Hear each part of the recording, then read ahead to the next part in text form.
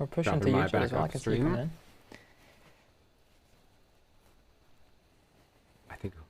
I think we're live. Sure looks like it. Yeah.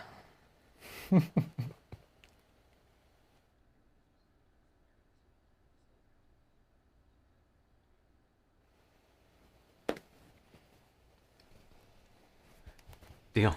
Do it.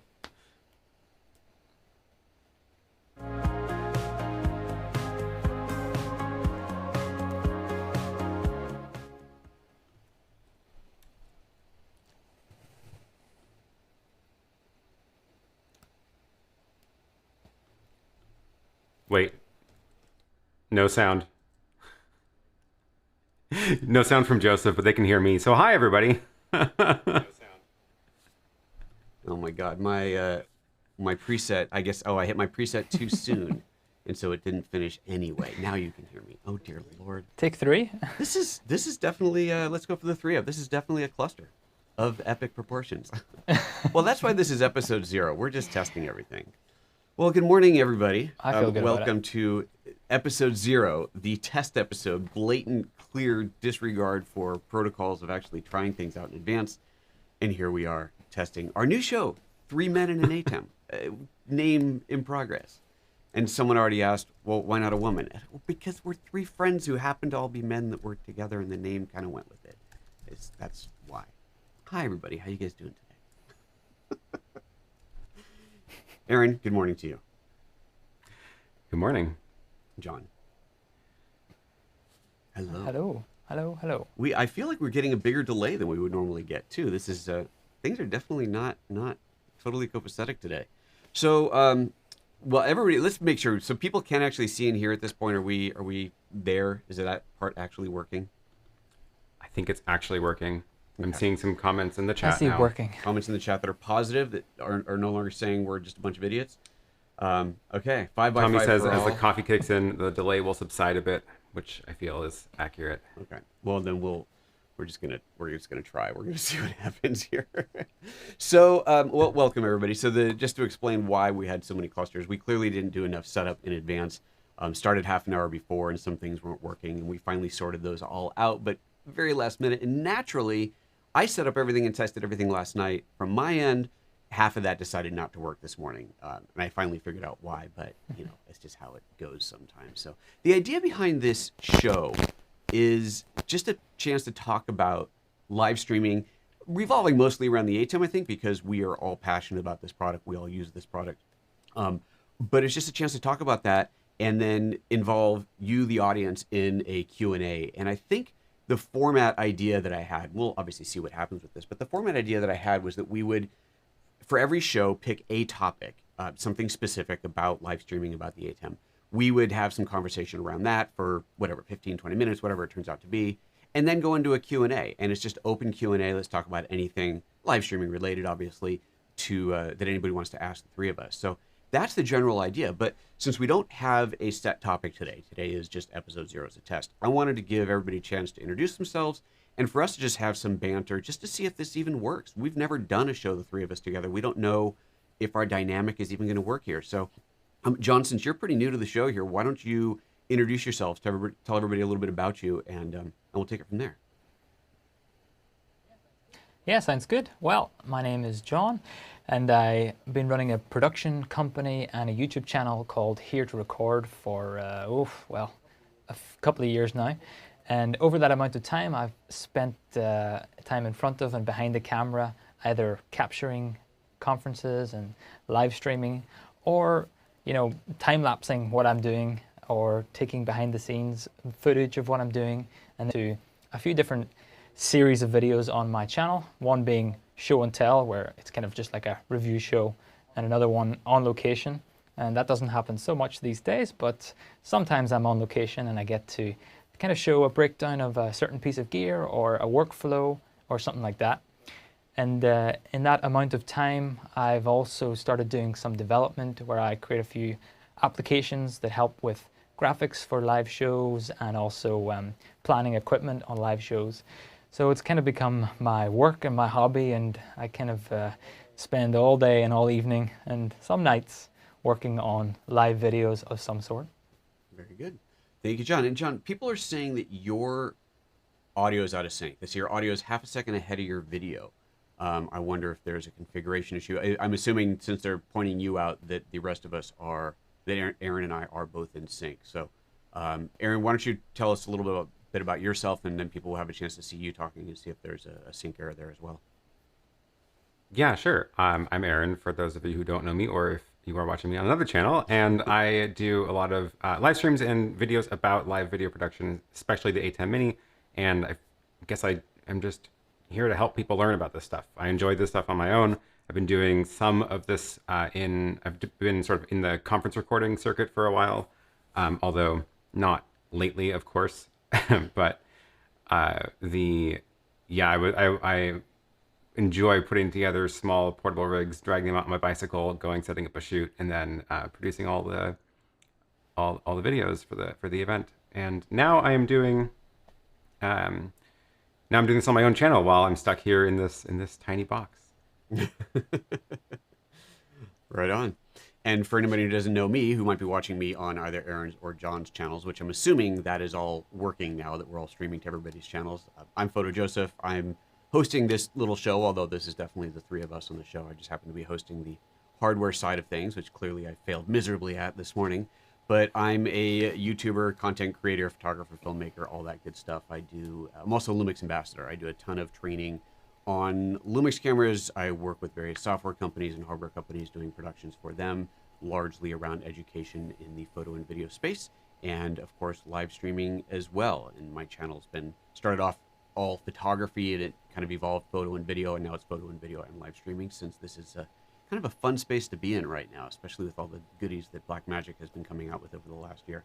Let's just talk about that. Let's use that as our topic a little bit to talk about the origin of the ATEM Mini and how just world-changing, and I don't think I'm underselling that, just kind of world-changing that really well, or overselling it, how epic it was when this ATEM Mini came out. Aaron, do you want to give us a brief history of the ATEM, starting with the ATEM Mini, and then I want to back up on that and talk a little bit about the ATEM prior to that. But why don't you give us a little history of the ATEM Mini?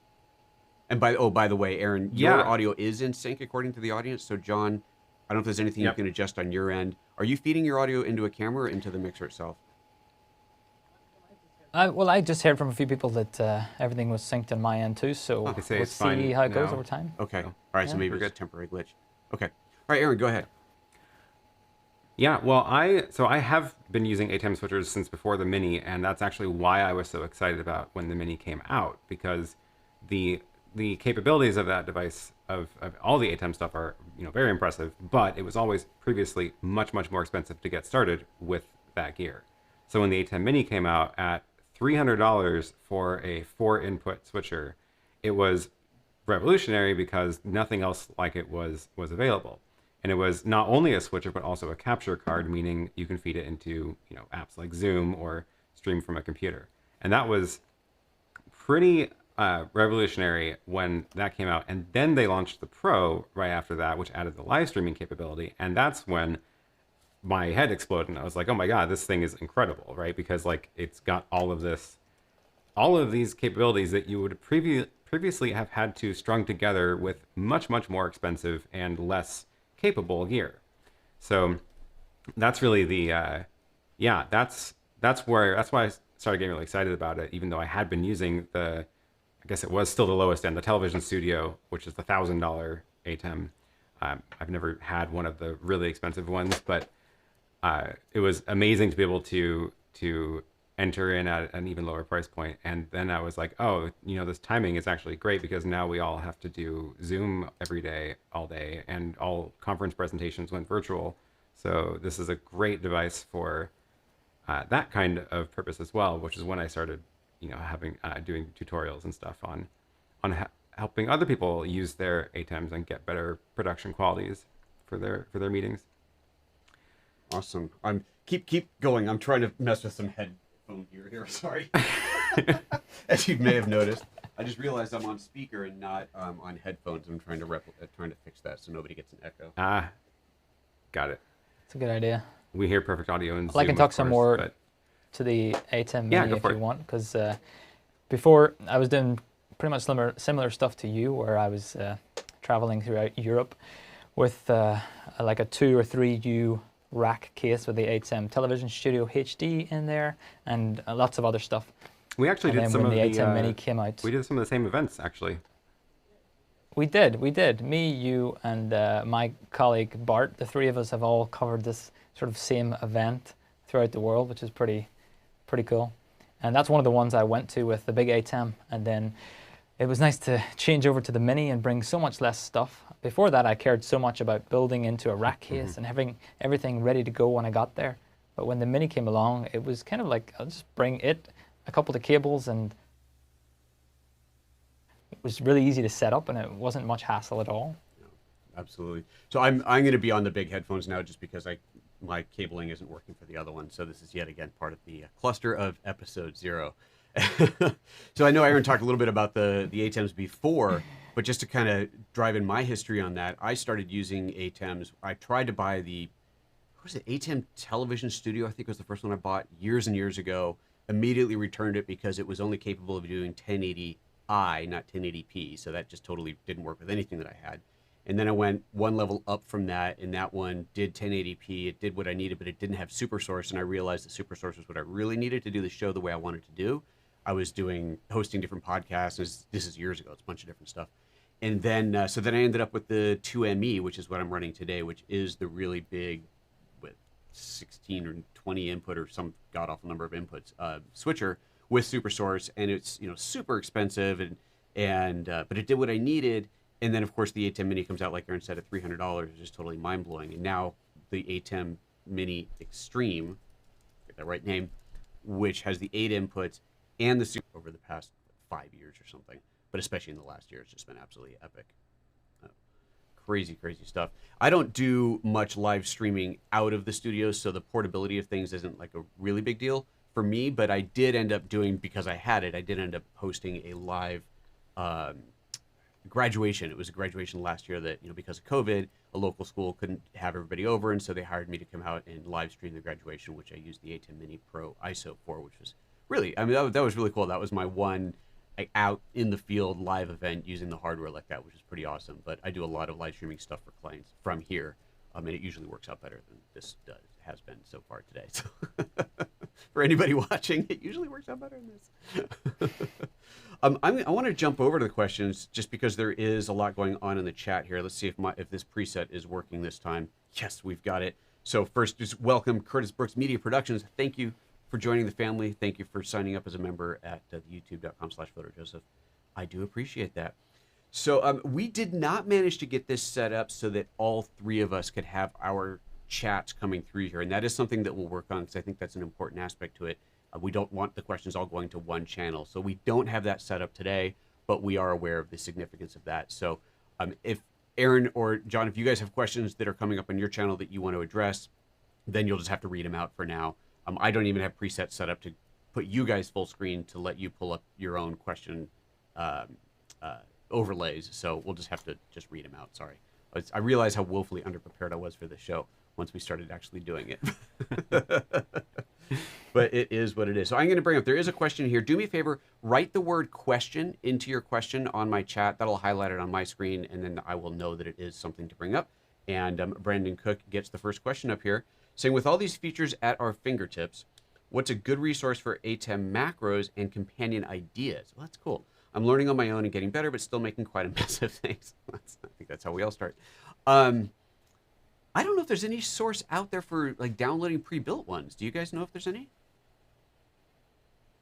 Somebody shared a link to one in my stream on Sunday, actually. Now I'm forgetting where it was. But that was after I made the comment about how I feel like I would never go download a macro just because it doesn't take that long to create them. And there's so much that's specific to your particular setup that you're going to have to customize anyway, that it, I think, makes more sense to do the work of creating it yourself so that you know exactly what's in it, so that you know what to change yourself.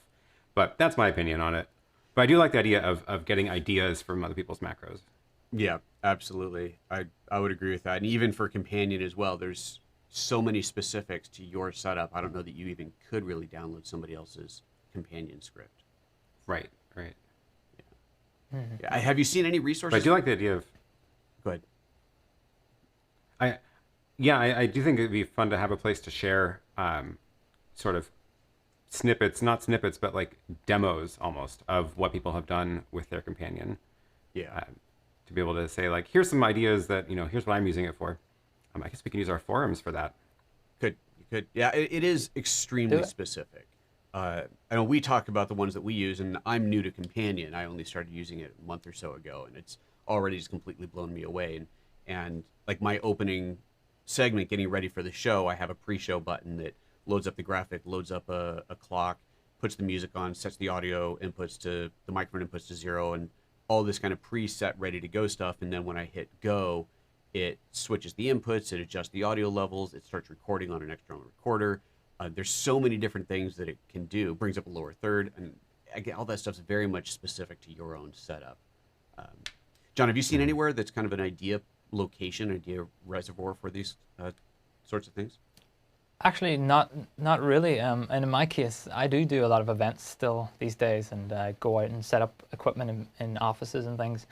And what I'm still finding every time with Companion is that I just basically start over again pretty much every time, and build the show based on what feels right for the setup. So I'm even further back from having a page that I always use.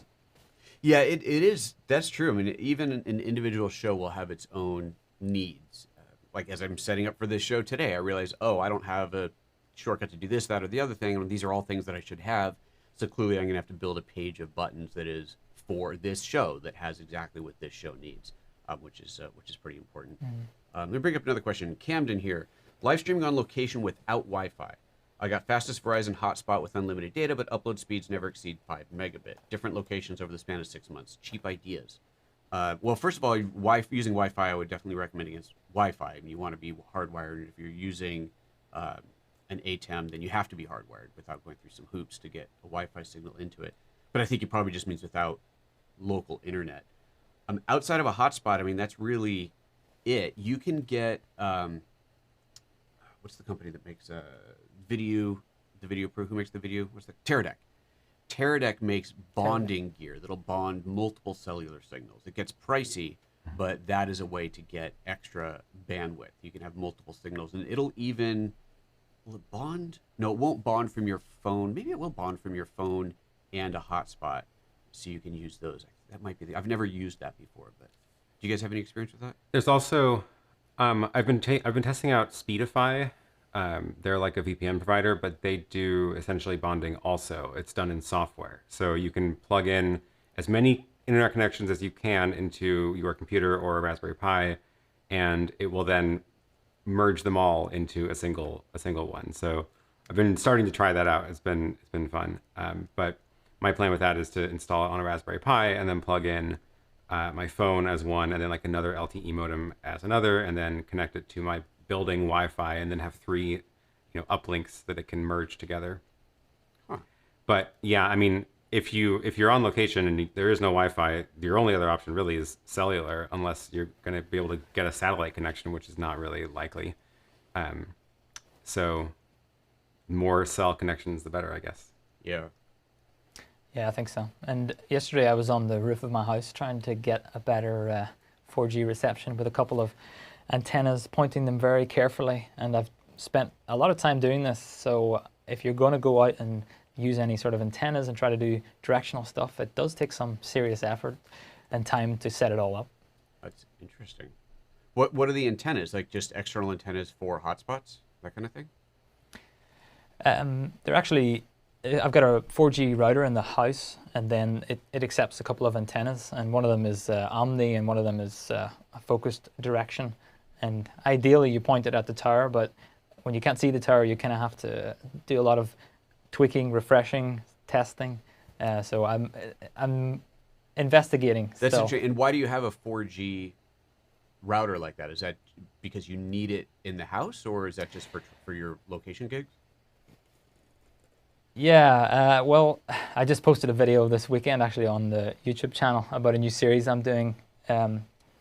My house is a is a tiny house where it's basically parked in the middle of the countryside, and 4G is the only option for internet.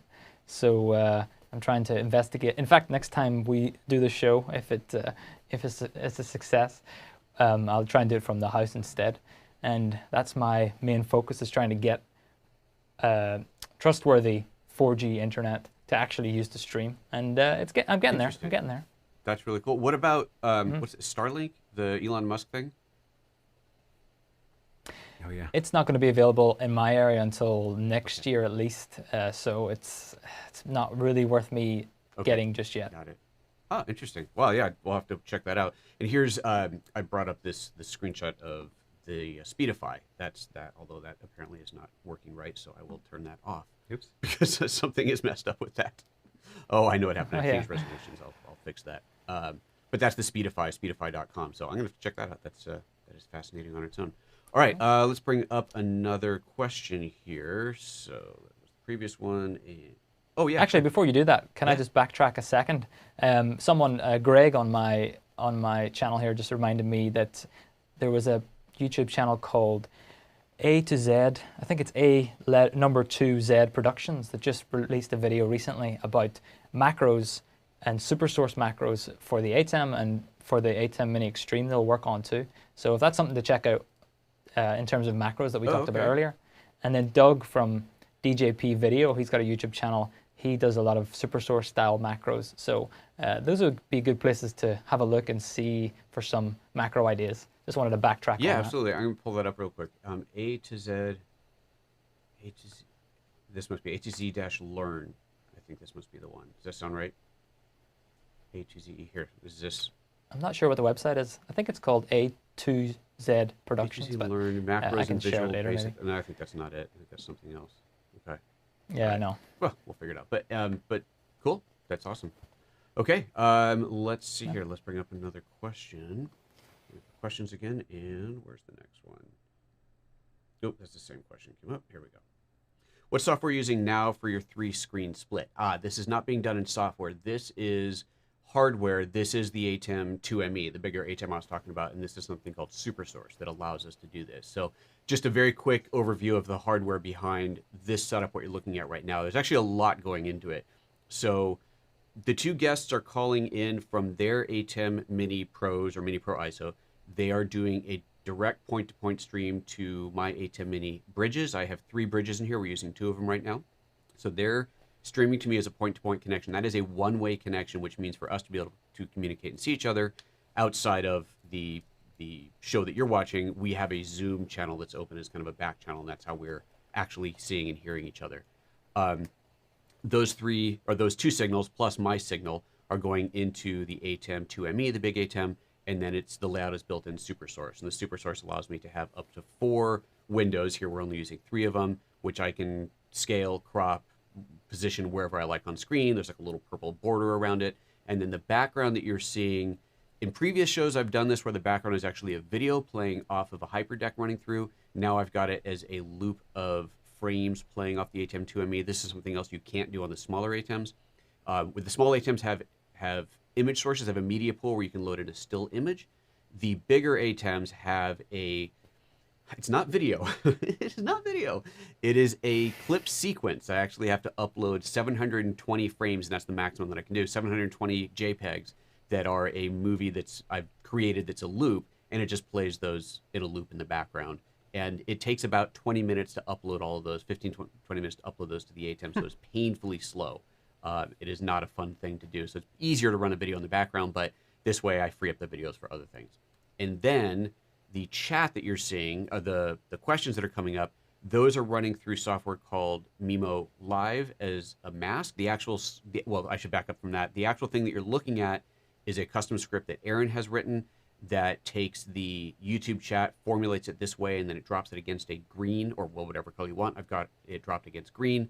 I'm then using software called Mimo Live to key out that background and send out a dual stream SDI image plus a key to the big ATEM, which then overlays it on top of this with the transparency. So there's a lot going on. And even what I'm doing right here, you could not do, at least not the way I'm doing it, with the ATEM Mini Extreme, right? You don't, well, actually I take that back. You probably could, because if you use the HDMI inputs as fill in source, I guess you could, couldn't you, Aaron? Only thing you can't do is the animated background. Okay, but you could do that from a video input. Yeah. So as long as you have enough input, so that'd be 1 for the video, 2 for the key and fill, 2 for you guys, 1 for me. That's 6, and that's still 2 left. Okay, yeah, so it can be done. Sweet. Damn, really jealous of this thing now. Yeah. Next time. I'm looking forward to getting one. Maybe next time I can host the show from my gigabit internet so that there's less buffering. Oh my God, give me a hard time there. Yeah, that'd be good. Well, the buffering, I think the buffering the issue was my encoder. So, because I rebooted that and I think it's been fine since then, hasn't it? Hasn't it? I've seen a couple of glitches, actually. No. Yeah. Well. So a couple other questions about this setup that are coming in. Yeah. If you were using the ATEM Extreme, do you still need bridges for each of your guests? So the answer is yes. The streaming bridge is the thing that receives the video from the guest. So the guest needs an ATEM Mini Pro or Extreme, but it doesn't matter either one. That streams to the bridge, and the bridge is on the receiving end. And Joseph is running it into his gigantic switcher, but I would run it into HDMI into the Extreme. So that is, you would still need the streaming bridge to receive the remote feeds. Right. There are other options that are coming out pretty quickly. So there's Epiphan has released something called the Preroll Nano, and I'm going to be working on a video on that. I've got one here in house that does SRT streaming and receiving, so encoding and decoding. And so with an SRT is another streaming protocol that is lower latency, is supposed to be one of the big advantages of it. So in theory, if I was running that as the receiver instead of using the streaming bridges, I could be receiving SRT signals from both guests, and I think it will handle 2. I think that's the maximum for it. It'll receive those SRT streams. They would have to be using SRT encoder on their end, though, so not the ATEM. They'd have to use either a hardware or software SRT encoder to send that. And that gives me an idea. Yes. Why don't we do that for the next show, since all 3 of us have one of those devices? Both of you guys have ATEM, Preroll Nanos? I'm also working on my video about it right now. Okay. Okay. That's great. Well, Curtis Judd, who I think is watching, he and I have been talking already about doing something together. I wonder if the 4 of us, because he has one as well, but will it handle, I don't think it'll handle 4 streams. Yeah, but you have the larger Preroll also, so we could all stream from the Nanos to your larger one. Right, and the Preroll 2 will take the SRT streams in as well. Okay. Yeah. Oh, interesting. All right, Curtis, you up for that? I think this show sounds like a great excuse to try out all the different remote collaboration options. It's a good idea. Actually, that's a great idea. We changed the title from 3 Men in an ATEM to 3 Men in a encoder, 3 Men in a switcher, 3 Men in a 3 Men in a it changes disaster. It changes every show. That's right. I love it. Okay, well, Curtis, let me know if you're up for that. I'll scroll down to see you in the chat eventually here. Very good. Cool. All right, let's bring up another question here. Next one.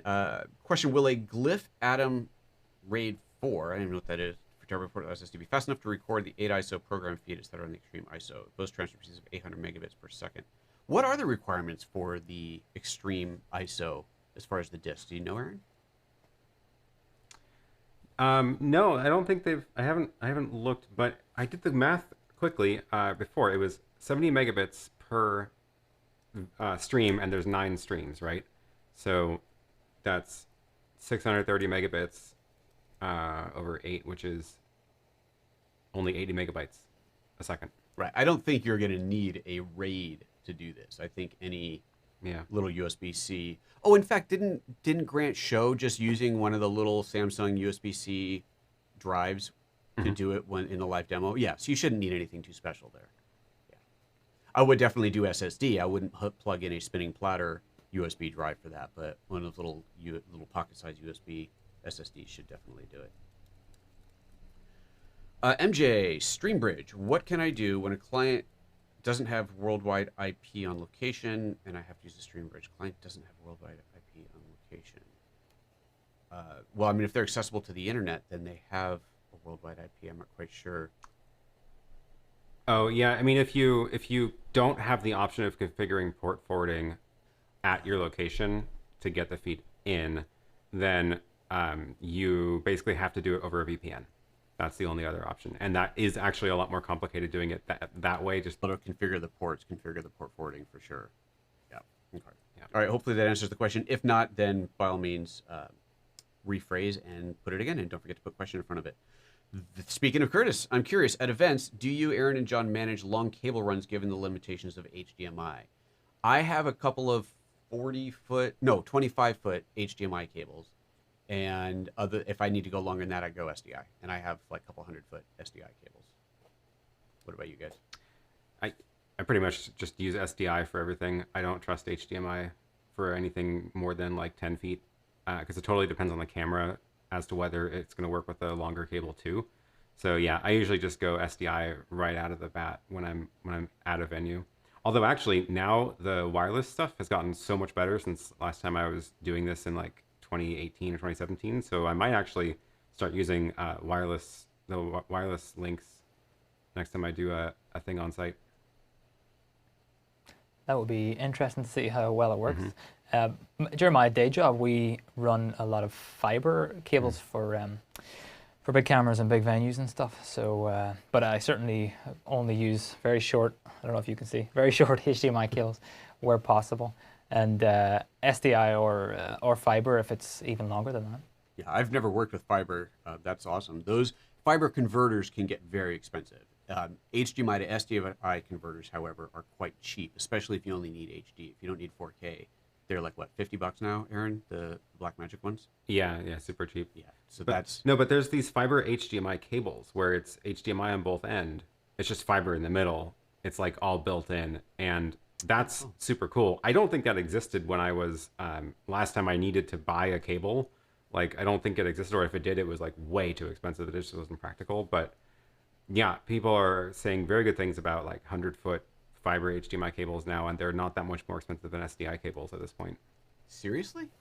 The only thing I would say about those would be that the ones I've seen anyway are very hard to work with. They're very tough cables. So taking them out on venues and having multiples of them, it can get very difficult to work with that and roll it up and do it right. So SDI, I would still push towards that. Here is a HDMI active fiber cable, 200 feet for $200, $1 a foot. That's, wow, I had no idea. 24 gigabits, so that'll handle full 4K. Wow. I did not even know such a thing existed. Huh, well, good to know. Alrighty. Learn something Super every cool. day. Yeah, if you got, I know you can buy a little converter, HDMI or SDI to fiber, and then buy your own fiber cable. And those converters are quite expensive. I'm really surprised to see the price of this, because those converters on their own, at least last time I looked at them, were really expensive. And then fiber cable itself can be quite pricey. So, fascinating. All right. Very good. Well, hopefully that helps answer the question. Oh, and actually you were talking about wireless, just to go on that a little bit. So Aaron and I have both been playing with the Hollyland wireless stuff quite a bit, which is a very low-cost wireless HDMI solution.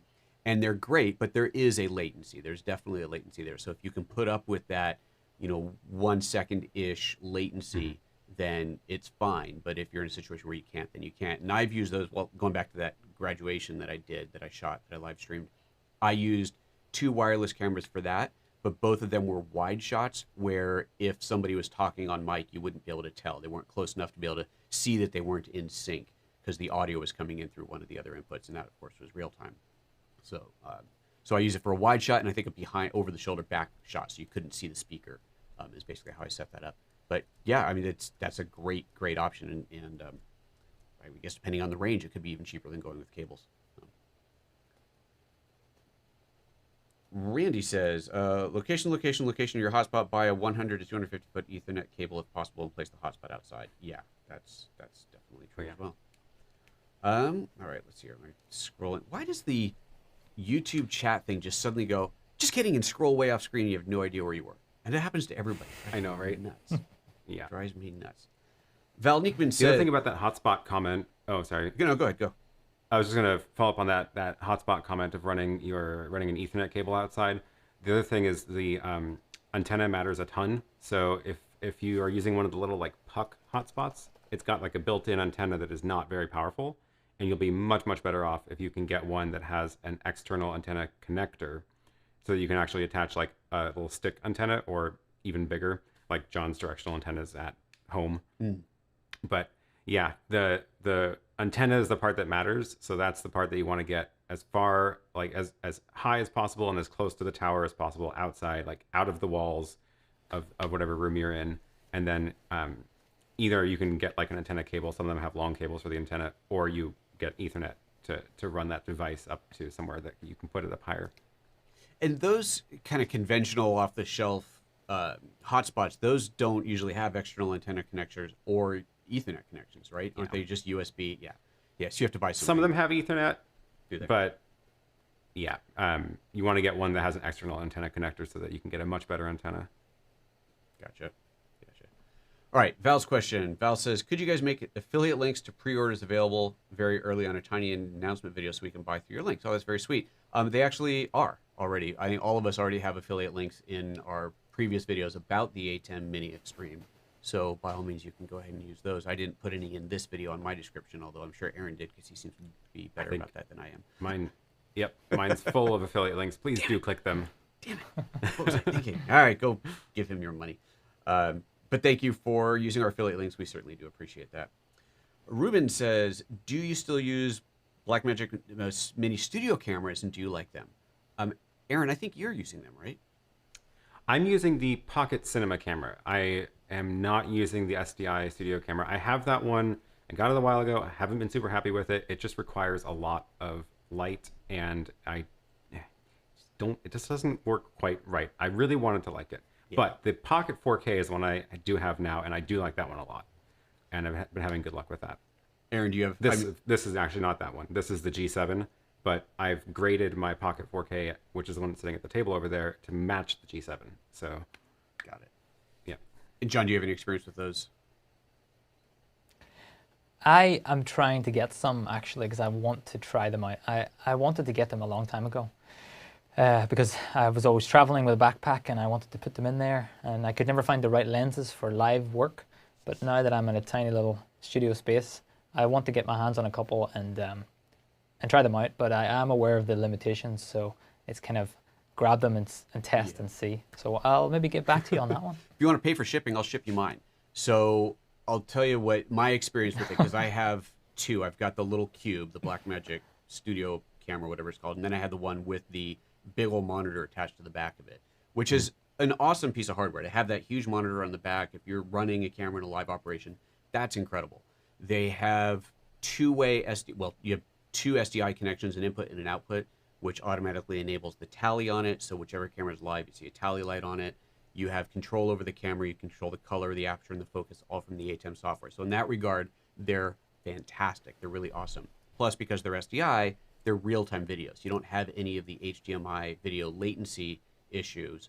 Everything is totally real-time. So you can take your audio mixer, plug that straight into the ATEM, get real-time audio, real-time video. It's all in sync, which means you can self-monitor, which was actually why I went down that path of an all SDI workflow when I first set up my ATEM, so that I could hear myself talking through the show, through what was being broadcast, not just through a local monitor, but this way I knew what was actually being broadcast to the audience. So if my audio went out, or if I meant to play something from another source and it wasn't playing, I would know. That's why I set all that up. It's a very expensive way to save a quarter of a second of latency, but you can't hear yourself on delay for more than a few seconds, or I like to say that your brain will crawl out of your head and murder you.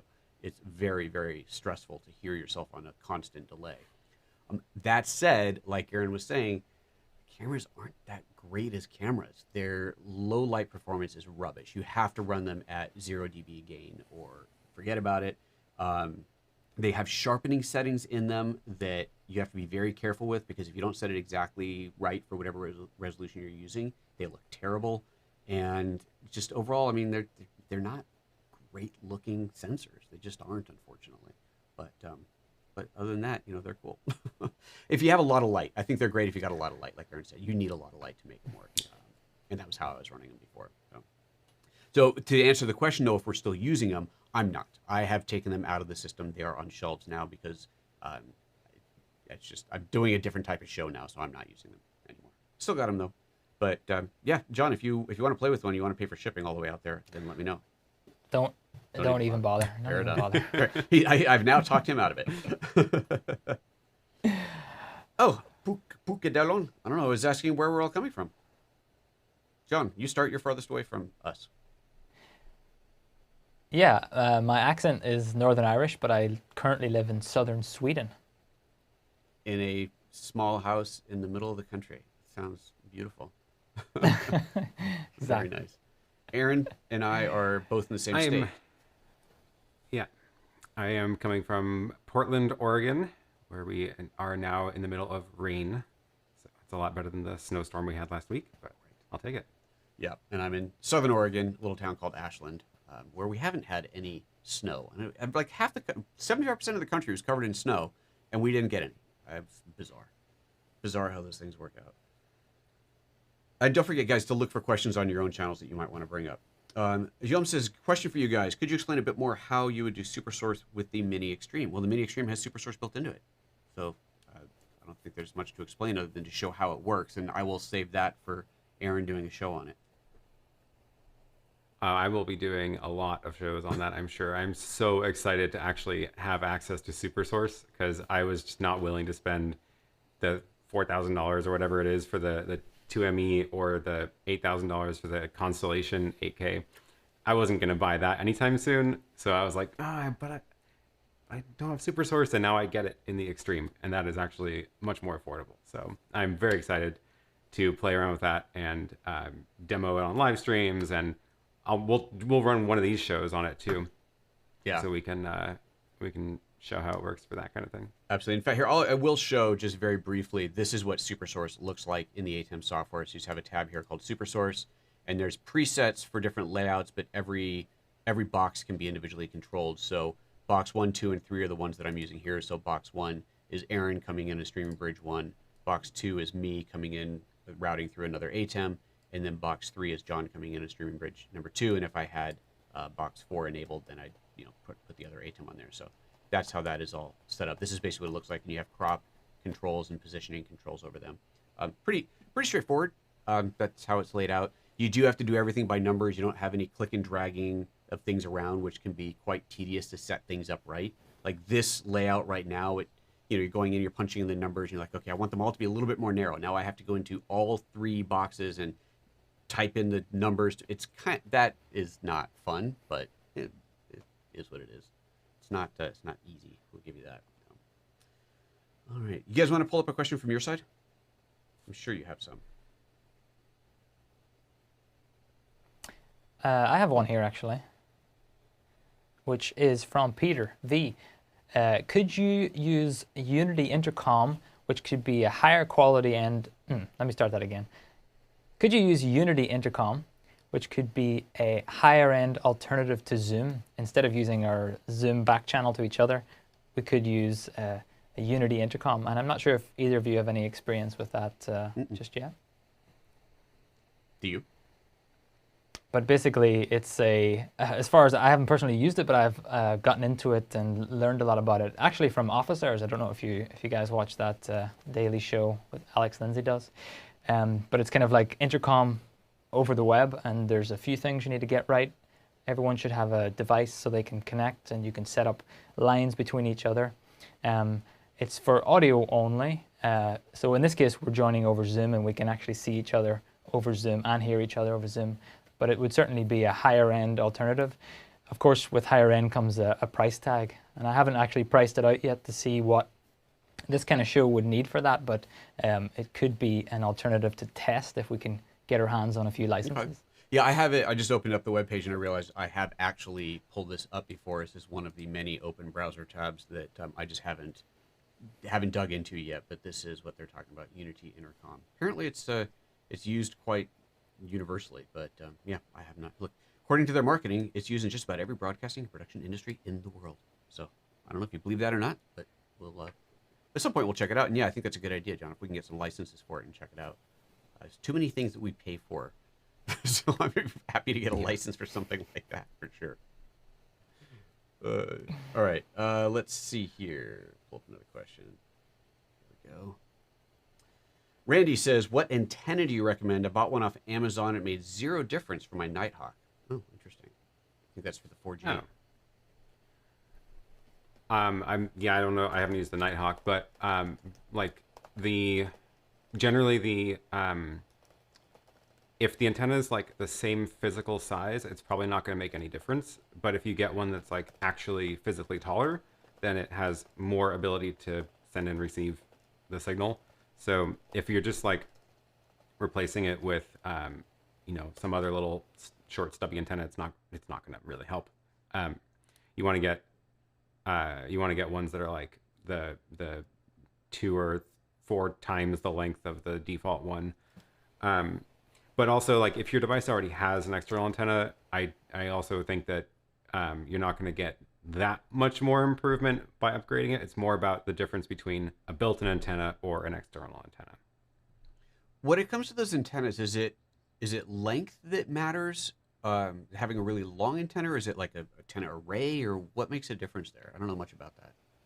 Yeah, it depends on I guess what you're connecting to, but so there's like the directional ones where if you think about it like a microphone, it's the same physics really. An omnidirectional microphone does a great job of picking up noise from all the way around it, which is ideal for like a cell phone where you want your cell phone antenna to always work no matter which way you're holding your phone.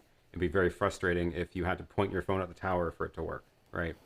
So that's a good use of an omnidirectional antenna. So most things are omnidirectional antennas in these devices because you want it to work without any fiddling. But if you get ones that are directional, essentially it can focus where it's sending and listening and ignore everything behind it, just like a directional microphone, where you want it to focus on the sound in front of the microphone and then ignore the sound in the back of it. Same idea with an antenna. So that's where you'll see the ones that are like the really long ones with the little stubby things on them, or any of the like dish-shaped ones. And then you point that at the thing you're talking to, whether it's like you're setting up a bidirectional Wi-Fi link, or if you know where your cell tower is, you can point it at that. And that'll really, really help a lot more because it can reject all the noise from elsewhere in the space. Gotcha. Cool. Thank you for that. But yeah, as far as the antenna length goes, if you're talking about just a little little stick antennas, the length is significant because, again, it's all about how much energy it can absorb and send. So it's if you think about it, like there's literally like a wave that is going through the air, and you want to be able to pick up as much of that wave as possible.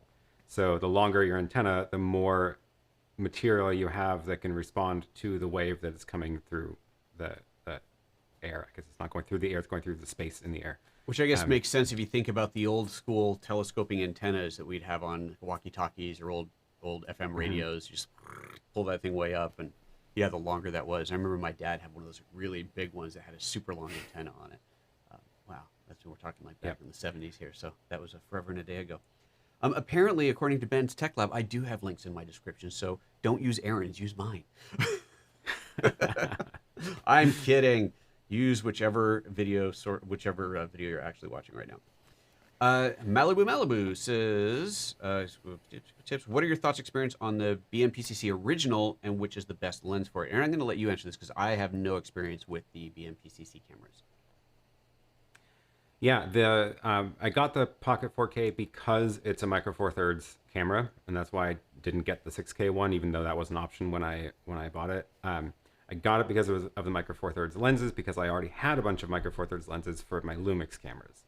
So my favorite lens for all of my cameras is the one I'm using right now, which is the 15 millimeter Leica lens, and it goes down to f1.7, so it can open up nice and wide, and that is my absolute favorite, and it works on my G7, and I can also move it over to the Pocket 4K if I need to.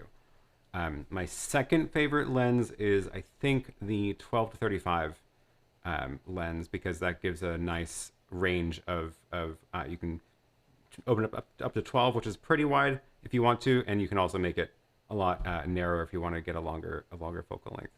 So those are my two favorite for those. And that 12 to 35 is actually what I'm using right now. So this camera is an old GH4, and I'm using the 12 to 35 f2.8. And I'm pretty sure it's wide open at 2.8. It might be stopped down a tiny bit, and it's probably roughly around 50 millimeters right now. But yeah, that 15-1.7, oh, I love that lens. It's a really good lens. Not just for video. That's for still photography, for street photography. If you like that 30 millimeter focal length, that on a little camera like the old GX85 is still, to me, just one of the best street photography combinations. Just, it's a sweet lens. Very, very nice. Another question here from Randy. Do I have the chat up? I do. Do you think Blackmagic will create their version of the Sling Studio? Interesting. Oh, that's a great question. I don't think so. I think that the closest thing we're going to see to that is the ATEM Mini Pro. Because it actually does a lot of the stuff the Sling Studio does, right? It's got the built-in switching. It's got built-in, not built-in graphics, but you can bring in images and stuff. You can stream directly from it. I don't think we're going to see Blackmagic do anything with wireless. I think that's too far of a stretch for them. And I don't think that we're going to see like wireless phone cameras, which is the other big feature the Sling Studio has, where you can use an iPhone as a camera directly to that device, which is super cool. Those feel like too far out of the realm of what Blackmagic builds for them to do anything like that. I see John nodding his head in agreement there, so I agree with that as well. Absolutely, and I hope they don't. Stay away from wireless. Al Perez says he loves his BMD Mini studio cameras. So interesting. You have 4 of them for your corporate events. Good. Like I said, Cool. As long as you got enough light, that's great. And they certainly have their conveniences. They definitely do. No doubt about it. Might pay for that postage after all. Let me know. Will SpaceLink be a good option for internet? Can it be used inside room? Is that the Elon Musk thing? Is that what it's called? No, Starlink, isn't it? So it was Starlink. Starlink. I think that's what he probably means. Well, I think it'll be a good option if that's the only option you have. What I've heard Elon say, he was on a Joe Rogan podcast not that long ago, and he was talking a bit about it and saying it's good. It doesn't work as well in dense areas. Like, it doesn't work in cities as well. It's designed for more rural. So if you're out in the middle of nowhere, then it should be awesome. And John, once you have it available, if you do get it, it'll be really interesting to see how that works out for you, because it is designed for you, right? That is meant for people like you who aren't near a big major infrastructure. But if you're in a city, then it really is not ideal for sure. It'd be cool to see. Aaron, you must have more questions. Question on Yeah, definitely will be cool. Yeah, it's a question on my channel from Angelo. Regarding a streaming bridge, can one set a static IP or URL, like a name, for guests to point at? That is a very good question. The streaming bridge itself isn't going to be the thing on the internet. Like, it's going to be inside your network. So what needs the static IP is actually your internet connection in your studio. So that's the thing that you need to get the static IP for, and then you would do the port forwarding from that router to the streaming bridge. So you definitely can, and that definitely makes it easier to like tell people how to configure it. But the streaming bridge software has it will create the little XML file for you without any effort really. So it will use the IP address of your network, and it'll find it automatically.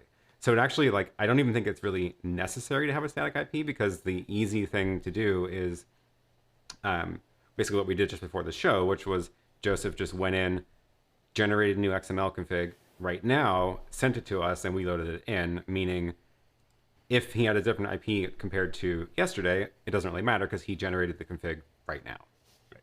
So I've pulled it up here. This is the bridge that's not being used. So you can see the configuration options. Mine is set to DHCP, but I've assigned IP addresses to every piece of hardware on my network based off of its MAC address. So that is a static IP as far as the network is concerned. And then here you'd set under the streaming, whether it's locally, you're streaming locally, so just within your own network, or streaming out to the internet. And this is where you have to have the port forwarding set up. And like here, it says port forwarding error, which is interesting. I hit retry, it should, there we go. So it does actually work. It shows that it's visible worldwide. And then to generate the XML file, I go over here, I can call it whatever I want, and there's everything I need. And I can choose a default streaming rate, although the user will be able to change that once they get it.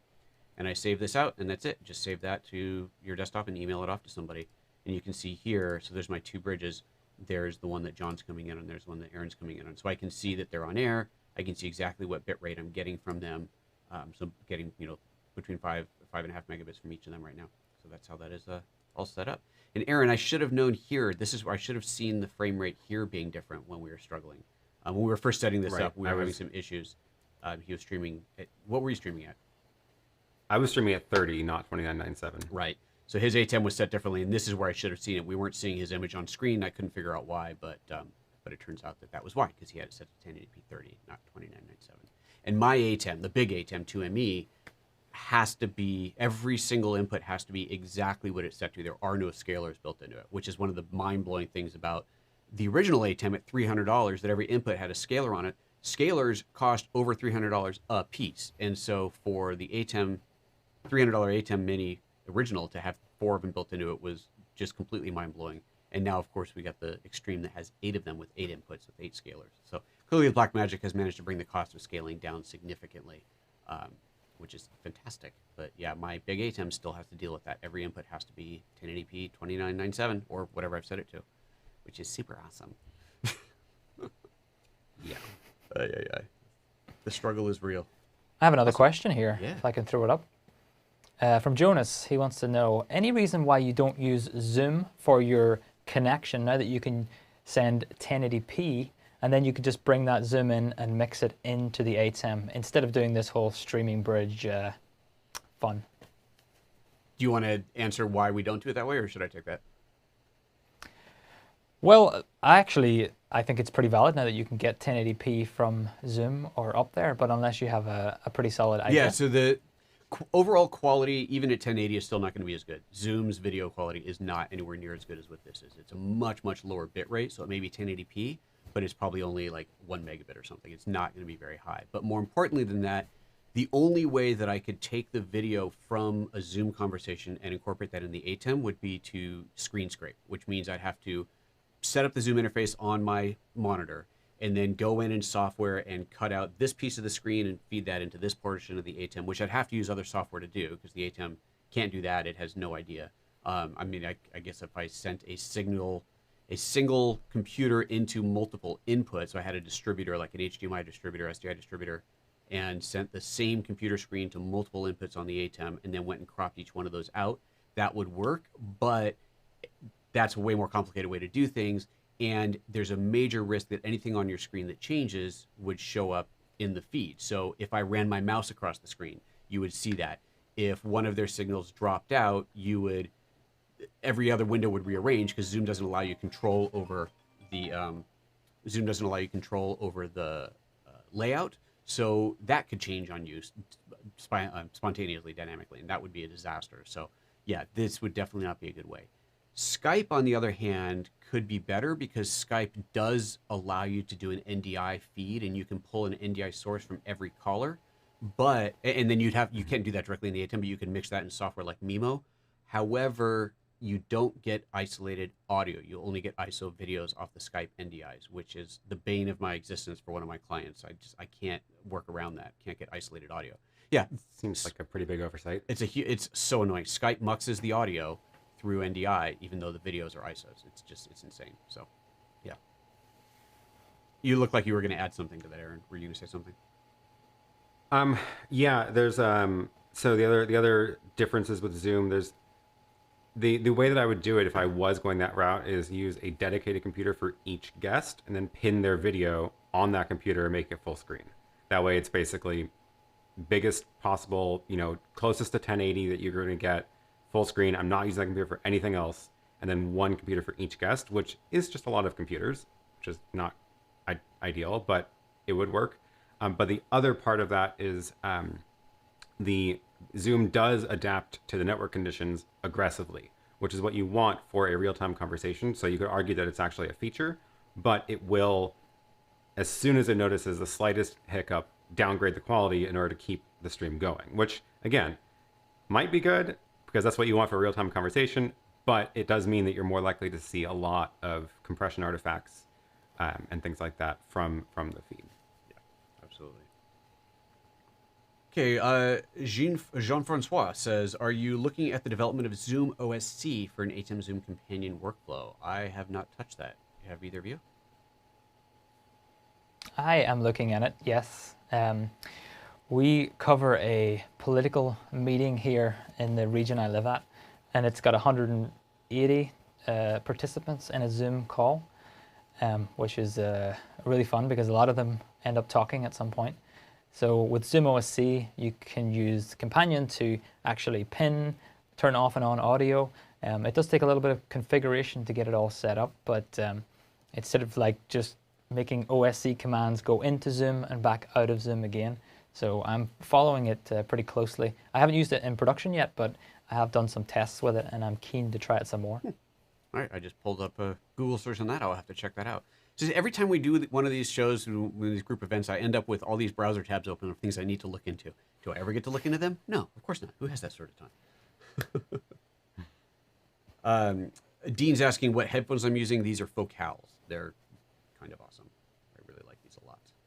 And normally I wouldn't have big over ears, but I realized last second that I was not monitoring through in-ear monitors, and my in-ear monitors weren't. I couldn't get them hooked up right. So anyway, there you go. Let's see here. Michael says I have HyperDeck Mini and ATEM Mini Pro. Can I create macros to play different media from the HyperDeck? Yeah, you can. Aaron, someone was talking about this. I think we were having this conversation that if there's a command to go to the next, but not to pick a specific video. Is that Other way around? There's no next clip command. Okay, There's that's only clip numbers. got it? Yeah. Okay. Right. So you can't just have a macro that says play next video, but you can have a macro that says play video number 2 or play video number 7. Okay. That makes sense. Cool. All right. Let's see here. Other questions. We're already past an hour here. Well, maybe not past an hour from when we actually started, but we're going to wrap this up pretty soon. So if you have any specific questions, folks, that you haven't gotten in there yet, please do get them in. Let's see. Morris. Regarding latency, if the Hollyland wireless HDMI systems, you mentioned it's about a second. Is it really that bad? I was under the impression it's just a few frames. Depends on the hardware, depends on interference, but it's more than a few frames. I guess it's not a second. That's a bit much. Probably about half a second. Maybe. Yeah, it's not a second. It's long enough that lips will look out of sync. If you are doing a close-up shot of somebody, it will look out of sync. It's not a full second at all, but it is noticeable. So I would reserve it for the like super high up wide shot where you can't really see people's lips moving anyway, so it doesn't have to be perfectly in sync. Yeah, and it's worth pointing out too that if you're sending the audio with it, so if you had a camera on somebody that had to be close up, but you were routing their mic through that camera, then the video and audio would be in sync. They would all be delayed, but they would be in sync. So that is one way to kind of work around that, if you will. But you'd have to route the audio through that for sure.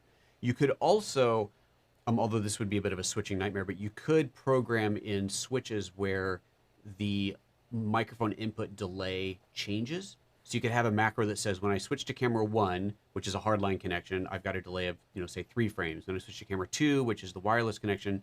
Now I need a delay of 7 frames or something more. Although I have actually never looked at the delay on the feature on the Pro and Pro ISO. Aaron, is it bigger than 7? I think, because I think on the ATEM Mini, I think you can only do a 7-frame delay. I think it's 8 on all of them. Is it 8? Yeah, I think it's 8 on all of them. Okay, that's not enough. For something like that, that may not be enough. So, yes, maybe you couldn't. Oh, well, so much for that idea. Tried to be clever. Didn't work out. Zach says, have you ever thought about using SRT encoders, decoders instead of the streaming bridge to be lower latency? So actually, yeah, we talked about that at the top of the show. We are going to try this with the Preroll Nanos, which turns out we all have, which does SRT encoding and decoding, which should give us lower latency. So great question. We will definitely try that. I have an event coming up where I could do with more inputs than my ATEM Mini Pro ISO can handle. I'm considering daisy chaining via RTMP. Should I just get the Extreme?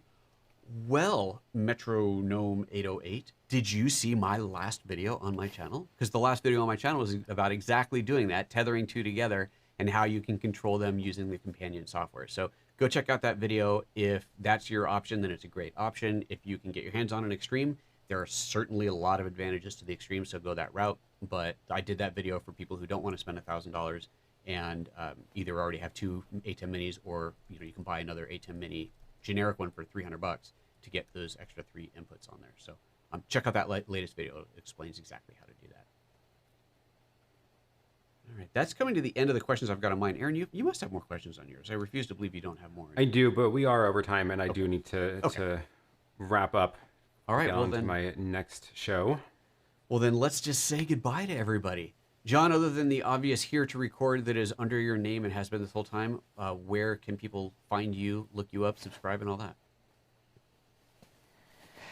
Yes, here to record on YouTube is the best place to go. And under all my videos, I post a link to the Discord, the I'm Here to Record Discord, which has about 600 people in there at the minute.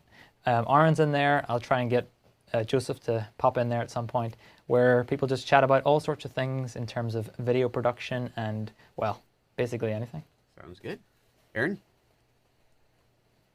Yeah, I'm Aaron Parecki on YouTube, and hopefully, yeah, I hang out in the Here to Record Discord as well. Also, there's a forum, which you can find in my video linked below, where John and I run that forum together, and that's a great place to post questions, share photos of your setups, and that's, yeah, best place to keep in touch. Awesome. And I'm PhotoJoseph absolutely everywhere, including here on YouTube. And I will say, please, everybody who's watching, no matter which one of our channels you're watching on right now, please do visit all of our channels and subscribe to all of us. We would all appreciate it. It's awesome. Getting those subscriptions certainly helps things out, and we can all grow together. So thanks a bunch, you guys, for tuning in. We'll figure out when the next one's going to be. I think we talked about possibly making this a regular event. I think this has worked out great. I think you guys will agree. This is a lot of fun, although we might get off and they're like, forget it, Joseph, you're fired. But well, I think we will do this again. And I love the idea of doing it with different hardware as we tried out different things. I think that's a great idea. And the Nanos is probably a good way to go. Curtis never responded, so he must have dropped out of the show. But I know that he'll be game for it, assuming we can get all 4 signals in, or all 3 streams in at once. I don't know if it'll do it or not, but there's only one way to find out. So with that, thanks a bunch, everybody. Hit that like button, subscribe to all of our channels, and we will see you some other time. Later.